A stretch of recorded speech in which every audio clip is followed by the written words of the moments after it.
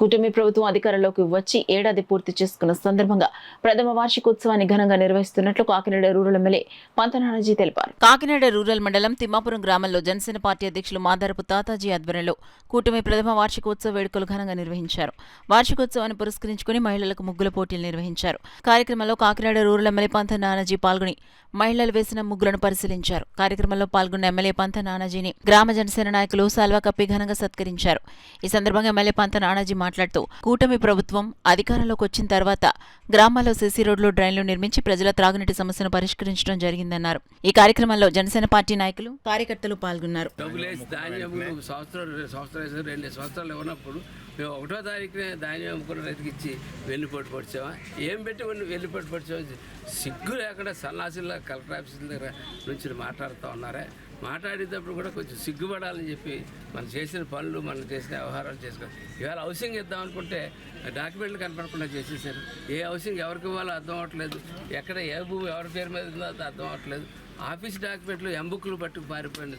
సన్నాసి మిమ్మల్నే చూశారు. ఎక్కడ పూర్వం బ్రిటిష్ వాళ్ళు మనం వదిలిస్తే పారిపోతున్నప్పుడు మన దగ్గర ఉన్న బంగారం, డబ్బు అంతా ఎలా పట్టుకు పారిపోయారు. మీరు వెళ్ళిపోయేటప్పుడు ఈ ఎంబుక్లు, ఈ సైట్ దస్తావేజులు అన్నీ పట్టుకుని పారిపోయారు.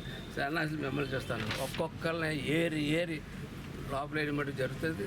ప్రజాధనాన్ని దుర్వినియోగం చేసిన వాళ్ళు ఎవరిని కూడా వదిలిపెట్టి ప్రసక్తి లేదని చెప్పి తెలియజేస్తూ రాబోయే కాలంలో ఈ సంవత్సర కాలంలో ఈ అభివృద్ధి చేయడానికి దోహదం చేసిన ఎంప్లాయీస్కి, అలాగే పోలీస్కి, అట్లాగే ప్రజలకి, ముఖ్యంగా ప్రజలు మా ముందు నడిపించారు. ప్రజలు మా ముందు నడిపించి డెవలప్మెంట్ చేయడానికి ఈ కష్టకాలంలో మీ దగ్గర డబ్బులు లేకపోయినా మేము ఉన్నామని చెప్పి అనేక సందర్భాల్లో కాలువ పోయినసారి ఎలక్షన్ వెంటనే కాలువ తవ్వాం. ప్రజలందరూ కలిసి కాలువ తవ్వాం, కార్యకర్తలు అందరూ కలిసి కాలువ తవ్వాం. 1 ఎకరం మొలగలేదు.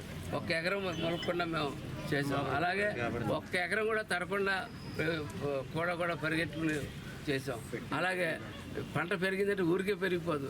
ప్రతి ఒక్కరు, మా కార్యకర్తలు, మా నాయకులు, ప్రతి ఒక్కళ్ళు కూడా డిఏపి ఇచ్చేదాకా, పెస్టిసైడ్స్ ఇచ్చేదాకా అగ్రికల్చర్ డిపార్ట్మెంట్ వెనకాల తరిమి కూడా తిరిగి వాళ్ళు గుర్తు చేసి బతిమాలి బామాలి అందరికీ వచ్చేటట్టు ఏర్పాటు చేసి అనేక కార్యక్రమాలు మేము చేసుకోవడం జరుగుతుంది. అలాగే రేషన్ షాపులు పూర్వం మధ్యాహ్నం ఇలా 1 గంటప్పుడు వస్తారు, వచ్చి ఈ చివరిని పెడతాడు.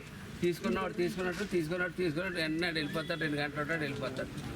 1600 కోట్ల రూపాయలు ఖర్చు పెట్టి వ్యాన్లు కొనేసి పెట్టేశారు ఆర్పాటుగా.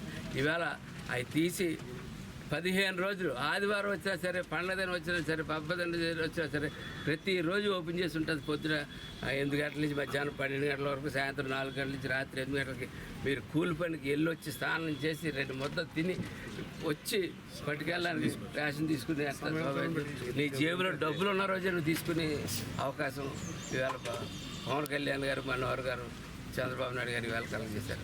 ప్రతి ఒక్క నిమిషం కూడా ప్రజల కోసం ఆలోచన, పశువుల కోసం కూడా ఆలోచిస్తూ ఉన్నారు. ప్రతి ఊళ్ళోని పశుశాలలు కట్టడానికి అవకాశం ఇచ్చారు. అలాగే గోకులాలు కట్టడానికి అవకాశం ఇచ్చారు. అలాగే పశువులు, ఈ ఊరిలో పశువులు ఏ దారంటే వెళ్తాయో చూసి ఆ దారిలో తొట్లు కట్టమన్నారు. తొట్లు కట్టాలి, నీరు పెట్టమన్నారు. మనుషుల మీదే కాదు, పశుపక్షాదుల మీద కూడా జాలి చూపించినట్టు దయాగుణం ఉన్న వ్యక్తులు పవన్ కళ్యాణ్ గారు, అలాగే చంద్రబాబు నాయుడు గారు. మత్స్యకారులు, ఇవాళ మత్స్యకారులకి వేటకి వెళ్ళినప్పుడు ఏదో నామకాగా కొంతమంది మత్స్యకారులకి 10,000 ఇచ్చేసి చేదులిపించుకునే పరిస్థితి చాలా అక్కడ ప్రతి మత్స్యకారుని గుర్తించి వాళ్ళకి 10 కాదు 25,000 రూపాయలు ఇచ్చి ఆ వేటలేని సమయంలో వాళ్ళు ఒక పూటన్నా తినడానికి, సరైన తినడానికి, ఒక పూటన్నా తినడానికి ఏర్పాటు చేయడం జరిగింది. ఇన్ని రకాలుగా సంక్షేమం చేస్తూ ఉంటే దాన్ని వెన్నుపోటు అంటారా? తల్లిని చెల్లిని వెన్నుపోటు పడిచిన దాన్ని వెన్నుపోటు అంటారా? నాకు తెలియగలుగుతున్నాను. కన్నబాబు గారు, ఒక్కసారి మీ నాయకుడు తల్లిని ఏ పోటు పొడిచాడు, చెల్లిని ఏ పోటు పొడిచాడు, చచ్చిపోయిన దివంత వైఎస్ వివేకానంద రెడ్డిని ఎదురుపోటు ఎలా పొడిచాడు, అలాగే చచ్చిపోయిన మా పూర్వ నాయకుడు రాజశేఖర రెడ్డి మరణం వెనకాల ఆంతర్యం ఏంటి, ఇవన్నీ మేము తెలుసుకుంటే మీరెవరో రోడ్ల మీద తిరగని చెప్పి నేను తెలియజేసుకుంటూ ఈ మంచి రోజు 1 సంవత్సరం సుపరిపాలన అందించిన చంద్రబాబు నాయుడు గారికి, పవన్ కళ్యాణ్ గారికి, పైనుంచి ఆశీస్సులు అందించిన మోడీ గారికి ధన్యవాదాలు.